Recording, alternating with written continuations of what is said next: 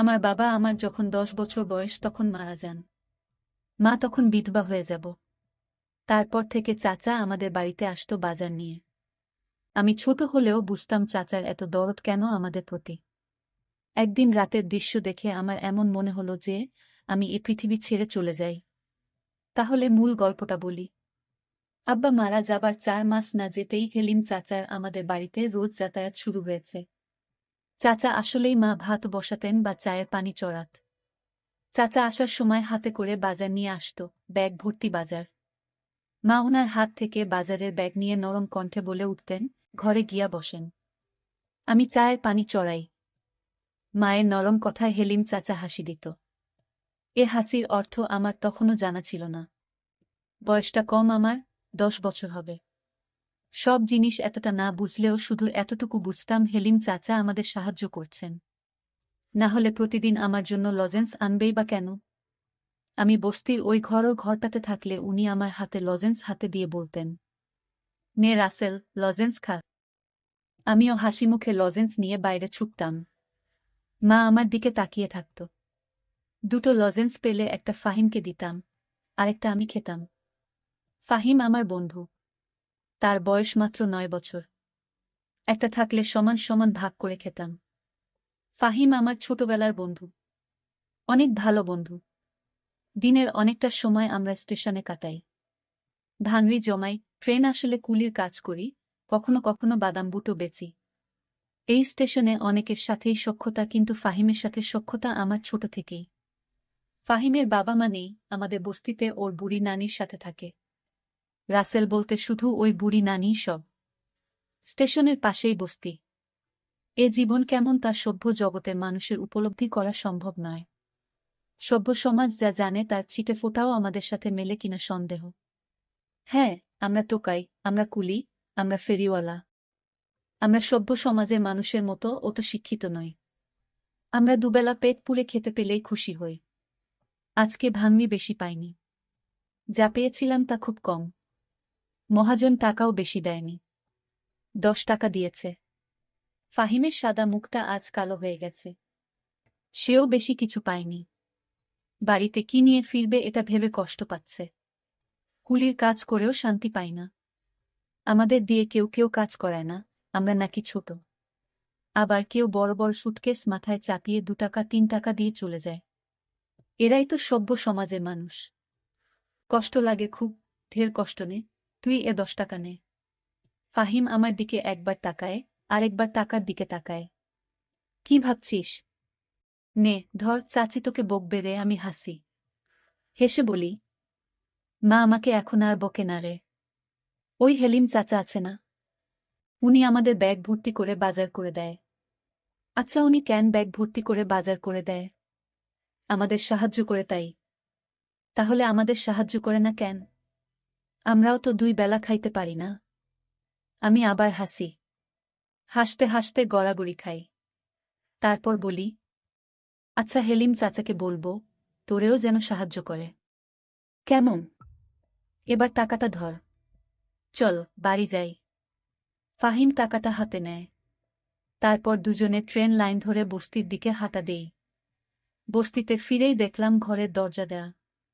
ঘরটা তো ছোট, আর একটাই ঘর। মা আর আমি মেঝেতে বিছানা করে ঘুমাই। আমাদের খাট নেই তাই। মা আমাকে কাছে নিয়ে এখনো ঘুমায়। আব্বা থাকতেও আমাদের কষ্ট হতো, কিন্তু এতটা না। আব্বা আর মা দুপাশে ঘুমাতো, আর আমি মাঝখানে। কি শান্তির ঘুম! এখনো আমি বিছানায় শান্তিতে ঘুমাই। তবে আমি বুঝতে পারি মা অনেক রাত পর্যন্ত ঘুমায় না। চোখের জল ফেলে। মায়ের চোখের জল মাঝে মাঝে আমার মাথা স্পর্শ করে। আমি ঘুমের ভান করে থাকি। আব্বাকে হারানোর পর মা কেমন যেন হয়ে গেছে। তবে ইদানিং মাকে একটু ফুরফুরে মনে হয়। যবে থেকে হেলিম চাচা আমাদের বাড়িতে যাতায়াত করে তবে থেকে। আব্বা মারা যাওয়ার পর মা তেমন সাজগোছও করত না। এখন একটু সাজগোছও করে। ভালোই লাগে আমার। সবকিছু এত ভালো চলতেছে। হেলিম চাচার মতো মানুষ যদি আরও অনেক থাকত তাহলে বস্তিবাসীদের এত কষ্ট থাকত না। ঘরের সামনে গিয়ে বুঝলাম মা ভেতরে আছে। আরও কেউ থাকতে পারে। কেন জানি আজ ডাকলাম না। চুপি চুপি উকি দিলাম। যা দেখলাম তা নিজেকে বিশ্বাস করতে পারছিলাম না। চোখে হাত দিয়ে ঘষা দিয়ে আবার দেখার চেষ্টা করলাম। যা দেখছি তাই সত্যি। মায়ের সাথে হেলিম চাচা ঘরে বসে গল্প করছে। মনে হচ্ছে তারা দুজন কত দিনের চেনা। আমি ধরাত করে বসে পড়লাম। হঠাৎ আমার মুখটা দেখে ফেলে আমার মা। তারপর আমি জানালা থেকে দৌড়ে পালিয়ে গেলাম। তারপর কতক্ষণ বাইরে বসেছিলাম আমার মনে নেই। তখনও হেলিম চাচা ঘর থেকে বের হয়নি। মা আর হেলিম চাচা তারা ঘরের ভিতর এতক্ষণ কি করছে? আমার কাছে হেলিম চাচাকে একটু অন্যরকম মনে হচ্ছে। আমি চিন্তা করলাম একদিন আমি জানব হেলিম চাচা কেন আমাদের এত সাহায্য করে। এর পিছনে অবশ্যই কোনো কারণ লুকিয়ে আছে। হেলিম চাচা একজন কেপটে প্রকৃতির মানুষ। খুব হিসাবী একজন মানুষ। একটা টাকা কই যায় সে অক্ষরে অক্ষরে হিসেব করে। আর সেই লোক কিনা আমাদের প্রতিদিন ব্যাগ ভরে বাজার করে দেয়। এর পিছনে কারণ তো অবশ্যই আছে। হেলিম চাচা মায়ের কাছে কি চায় এটা আমার জানতে হবে। এসব ভাবতে ভাবতেই ফাহিমের ডাকে আমি তার দিকে তাকালাম। অস্ফুটভাবে বললাম, যাবি না? কোথায়? ট্রেন আইতাছে। আমি উঠলাম। বললাম, তুই সামনে যা, আমি আইতাছি। আচ্ছা। ফাহিম এগিয়ে গেল। আমি আরেকবার ঘরে উকি দিলাম। শুয়ে থেকে দুজন যেন কি পরামর্শ করছে। চুপচাপ আমি ফাহিমকে অনুসরণ করতে লাগলাম। কয়েকটা ব্যাগ ধরতে পারলে ফাহিমের আজকের খাওয়াটা হয়তো হয়ে যাবে। আমার না খেলেও চলবে।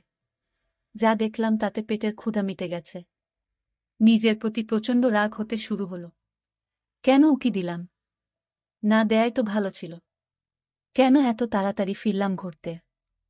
এত তাড়াতাড়ি না আসাই তো ভালো ছিল। মনে মনে কপাল চাপড়াতে থাকলাম।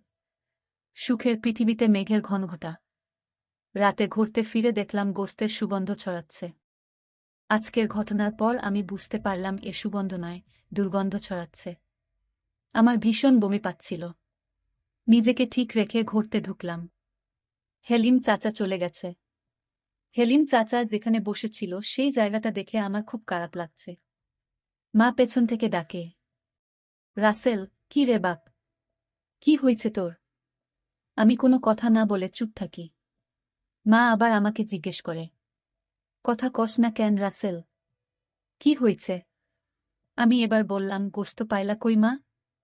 মা হাসে উত্তর দেয়, তোর হেলিম চাচা দিয়ে গেছে। হেলিম চাচা শুধু আমাগরে কেন দেয়? বস্তিতে আরও মেলা মানুষ আছে তো তাগরে দেয় না, খালি আমাগো দেয় কেন মা? আমার এর প্রশ্ন শুনে মা হতভম্ব হয়ে যায়। হয়তো মনে মনে ভাবে এ কোনো রাসেলকে দেখছি। কও মা, চুপ থাকিস না। মা বলে, তোর এত কথার উত্তর দিবার পামু না। যা গায়ে পানি দিয়া আয়। আমি দাঁড়িয়ে থাকি, নড়াচড়া করি না। আব্বা মারা যাবার পর আমরা হয়তো খারাপ অবস্থায় ছিলাম, কিন্তু না খেয়েছিলাম না। মানুষের অবহেলা পেলেও আরেকবার ঠিকই পেটের অর্ধেকটা পূরণ হতো। কি হলো, যা দাঁড়াই আছিস যে? মায়ের কথায় আমি কলের দিকে হাঁটা দিলাম। খেতে বসলাম। মুখটা ভার হয়ে আছে। সামনে গরুর গোস্ত, ডাল আর ভর্তা। আমি শুধু ডাল আর ভর্তা নিলাম। মা অবাক হয়ে জিজ্ঞেস করল, গোস্ত নিলি না বাপ? আমি স্বাভাবিকভাবে বললাম, না মা। কেন? তোর না গরুর গোস্ত মেলা পছন্দের। সেই জন্য তোর হেলিম চাচাকে গোস্ত আনতে কইছিলাম। নে খা, আমি দিতেছি। মা গোস্ত দেওয়ার জন্য চামচে গোস্ত তুলে আমার পাতের দিকে ধরল। আমি প্লেটটা সরালাম। কি হইল বাপ? নে না মা, খামু না। আইস ভাল লাগতাছে না। কি হইছে তোর? আইস এমন করতাছস কেন? জ্বর আসছে নাকি? দেখি। মা আমার দিকে হাত বাড়ায়, আমি হাত সরিয়ে দেই। মা, তুমি আমায় ধরবে না। মা, হেলিম চাচারে আর গোস্ত আনতে কইও না। আমার ভাল লাগে না গোস্ত। আমার আজকের কথাবার্তা শুনে মা কিছুটা অবাকই হয়েছে। আমি তার দিকে তাকাইনি। শুধু ডাল আর ভর্তা দিয়ে চুপচাপ ভাত খেয়ে শুয়ে পড়লাম। আমি গোস্ত খেলাম না বলে মাও খেল না। আমার পাশে শুয়ে পড়ল। আজকে আমাকে আর মায়ের ঘরে থাকতে দিল না। কইলেও না করে দিতাম। সারা রাত আমার চোখে ঘুম নেই। শুধু হেলিম চাচা আর মায়ের জন্য বাজার আরও কত কিনিয়ে আসে। আমি এর মানে বুঝতে পারলাম না। আমার বয়স 10 হলে কি হবে? আমি তো কিছু হলেও বুঝি। এমন না যে আমি কিছুই বুঝি না। আমি এসব ভাবতে ভাবতে ঘুমিয়ে গেলাম।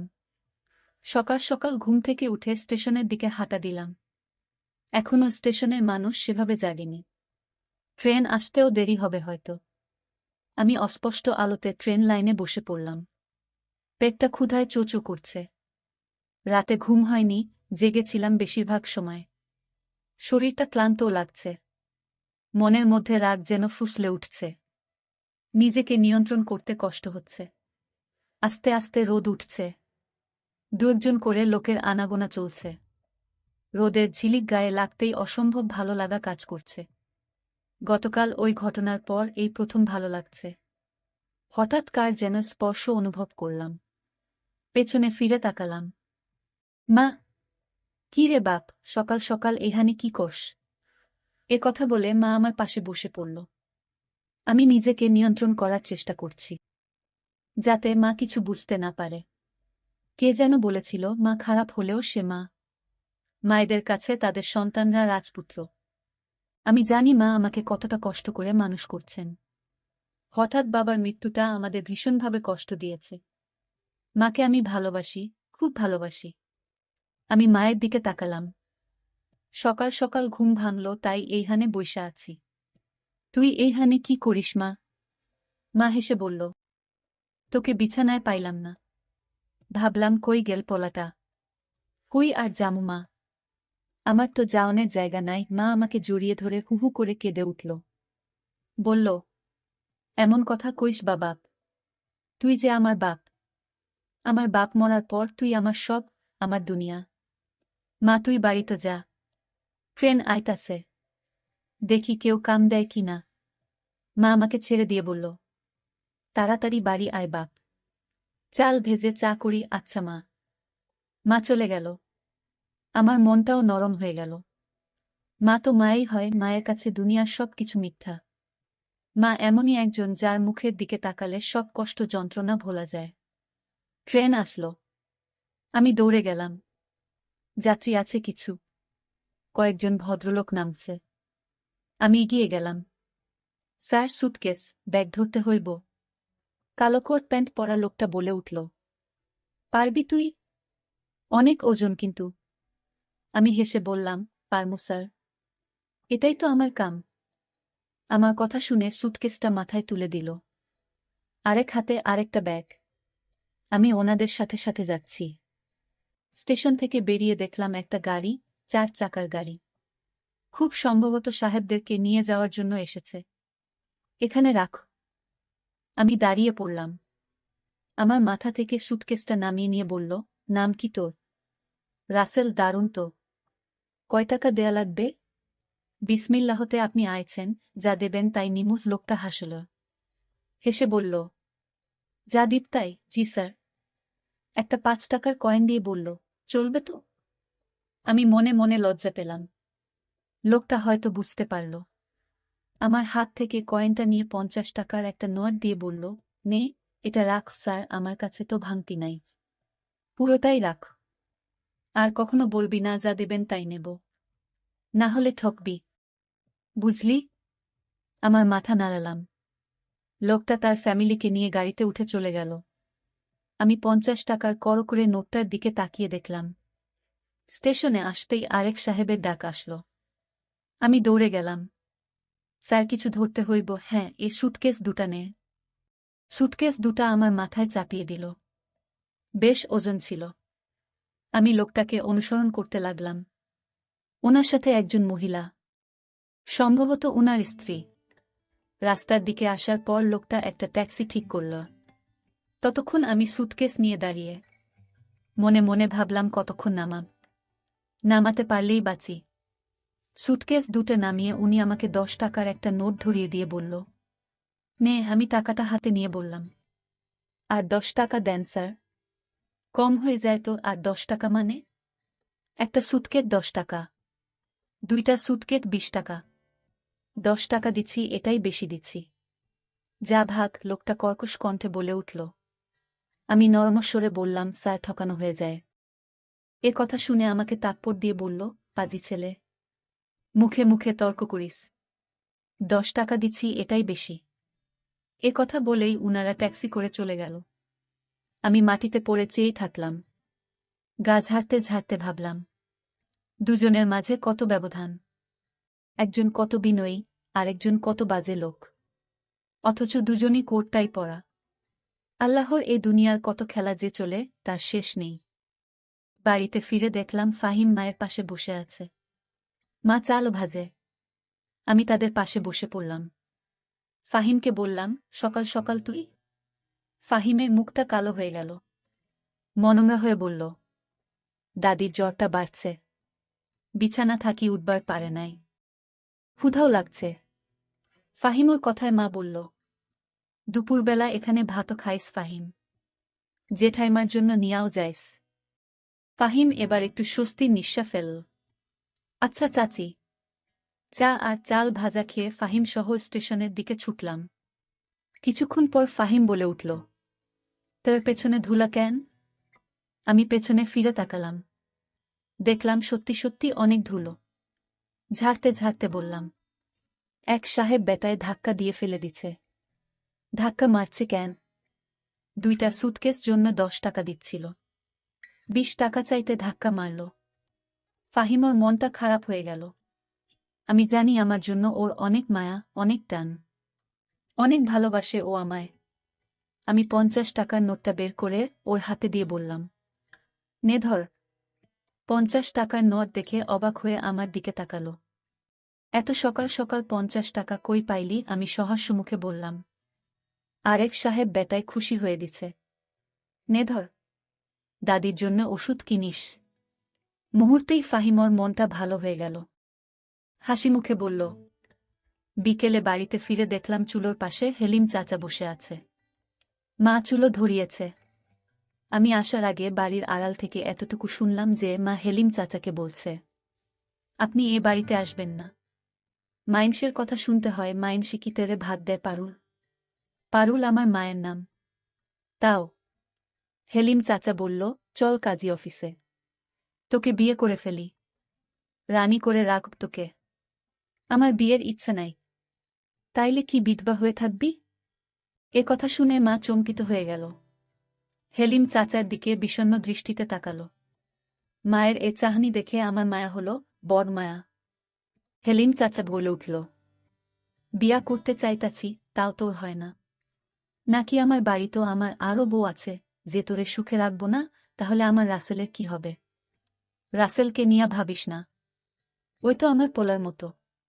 এই কথা শোনার পর আমার মেজাজটা খারাপ হতে লাগল। বাড়িতে কিভাবে যাব সেটা নিয়ে ভাবতে লাগলাম। যাব কি যাব না সেটা নিয়ে দোটানায় পড়ে গেছি। শেষ পর্যন্ত গেলাম। আমাকে দেখে হেলিম চাচা বলে উঠল, আরে বেটা, কি খবর? কাম কাজ সব ভালা তো? ভালা। মিছেমিছি বাড়িতে ঢুকে কিছুক্ষণ পর বের হয়ে আসলাম। বাইরে লোকটা মায়ের সাথে তার ব্যবসা নিয়ে কথা বলছিল। আমি জানি, আমি না থাকলে অন্য কথা বলতো। এখন বাজে লোক মনে হয় তাকে। আমাকে দেখে বলল, নে লজেন্স খা। আমি বললাম, আমি লজেন্স খাওয়া ছাইরা দিছি, তাহলে তোর লাইগা কি আনুম? কিচ্ছু না। একথা বলে আমি হাঁটা দিলাম। মা পেছন থেকে তাকে, বাপ খাইয়া যা। আমি পেছনে না ফিরে বললাম, পরে খামু। মনে মনে ভাবলাম, থাকো তোমরা সুখে, আমার যেদিকে চোখ যায় সেদিকেই চলে যাব। মা তখন দৌড়ে এসে আমাকে একটা চড় দিয়ে বলল, আমি যা করেছি তোর সুখের জন্যই করেছি। তোর বাপ মইরা যাওয়ার পর যদি তোর চাচা হেলিম আমাদের না সাহায্য করত, তাহলে আমরা ভিক্ষা করতে হতো রাস্তায় রাস্তায়। আর তোর চাচাকে তুই যেরকম খারাপ ভাবিস সে ততটা খারাপ না। তুই মাঝে তোর চাচা আর আমাকে রুমে দেখতে পেয়ে বাজে ভাবে নিছিস। আসলে তোর চাচা তোর বাবার স্মৃতি নিয়ে আমার সাথে কথা বলতো আর আমাকে সান্ত্বনা দিত। আল্লাহ যা করে তা ভালোর জন্যই করে। তোর হেলিম চাচা আমাদের পাশে না থাকলে যে আমাদের কি হতো? বাপ তুই রাগ করিস না। হেলিম চাচা বলল, ঠিক আছে ছেলে, যেহেতু চায় না আমি তোমাদের সাহায্য করি, তাহলে আমি আর আসব না। আমার তো বউ সন্তান কিছু নাই। ভাইজান মারা যাওয়ার পর আপন বলতে আপনি ছাড়া আর কেউ ছিল না। আমি তোমার নামে আমার সমস্ত সম্পত্তি লিখে দিয়েছি। তোমরা মা ছেলে ভালো থাকো। আমি চলে যাই। মা তখন আমাকে বলল, বাপ, তুই যেদিন তোর চাচাকে আমার ঘরে দেখে সন্দেহ করেছিলি, ওই দিন তোর চাচা আর আমি পরামর্শ করে আমার নামে সমস্ত কিছু লিখে দিয়েছে তোর চাচা। আমি নিহে চাইনি। তোর চাচা বলল, আপনি আর রাসেল ছাড়া কে আছে আমার, আমি আপনার নামে সমস্ত সম্পত্তি লিখে দিলাম। আর তোর চাচা তো তোর বাপের আপন ভাই, তাহলে তার সাহায্যে পেলে ক্ষতি কি? চাচা তো বাপের সমতুল্যই। তুই আমাদের যেরকম ভাবছিস আমরা আসলে তেমন না, এটা তোর ভুল ধারণা বাপ। আমি কোনো পাপ করিনি। মায়ের কথা শুনে আমি হেলিম চাচাকে জড়িয়ে ধরে কাঁদতে শুরু করলাম আর বললাম, চাচা, আমি তোমাদের ভুল বুঝেছিলাম, মাফ কইরা দিও আমায়। বন্ধুরা, গল্পটি কেমন লাগলো তা কমেন্ট করে জানাবেন। ধন্যবাদ।